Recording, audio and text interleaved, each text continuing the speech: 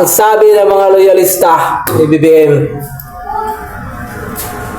hindi na daw aabot si Ma'am Sara, VP Sara Duterte sa 2028. Ngayong 2026 pa lang, ngayong April 14, ay mai-impeach na siya. Palakpakan sa mga nagtatatangahan, nagbububuhan, nagbulag-bulagan at nagpakaugok sa presidenteng magnanakaw at adik. Hudas taksil sa bayan at si BBM hanggang ngayon ay multo na lang ang ipinapakita sa social media. At ito ang masasabi ko sa inyo, hindi pa ipinapanganak ang tatalo sa mga Duterte. At hindi pa ipinapanganak ang tatalo kay Ma'am Sara Duterte. Bakit?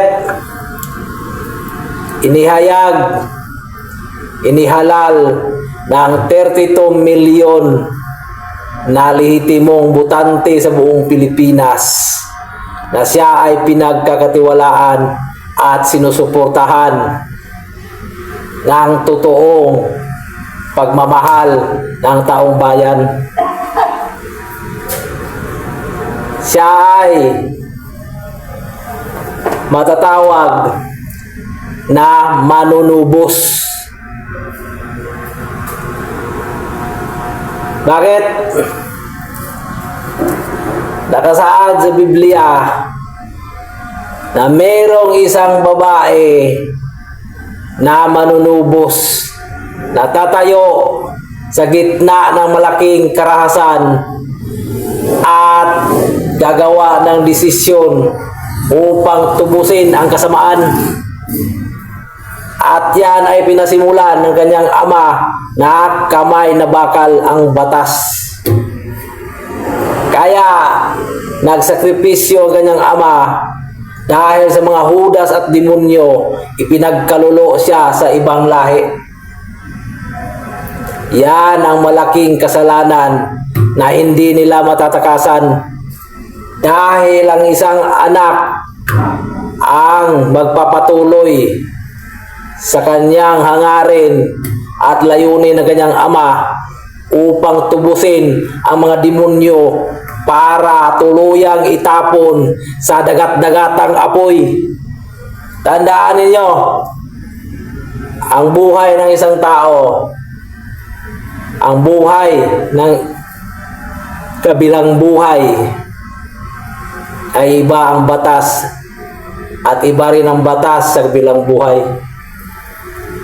Pero kapag ito ay nagkasundo, tuluyan silang kakainin ng lupa dahil sa kanilang pinagagawang karumal-dumal na pagnanakaw sa kaba ng bayan sa atin, at pinahihirapan nila ang buong taong mamayan sa Pilipinas. Wala man tayong magagawang mga ordinaryong Pilipino dahil mahirap tayo, pero sarili nilang karma ang darating na huhusga sa kanilang sarili, na sila ay maghihirap sa kanilang sakit, na kahit pa ilang malitang pera ibayad nila sa doktor, hindi na malulunasan. Dahil yan ang isa sa parusa ni Satanas sa kanila. Dahil ang Diyos ay hindi nagpaparusa sa mga taong mga sobrang masasama. Kusa nilang hinahatid ang kanilang mga kaluluwa doon sa hukay. Kaya isyo ngayon, vote Sara for President ang manunubos at tutuldukan ang lahat ng mga demonyo dito sa Pilipinas. Isyo ngayon.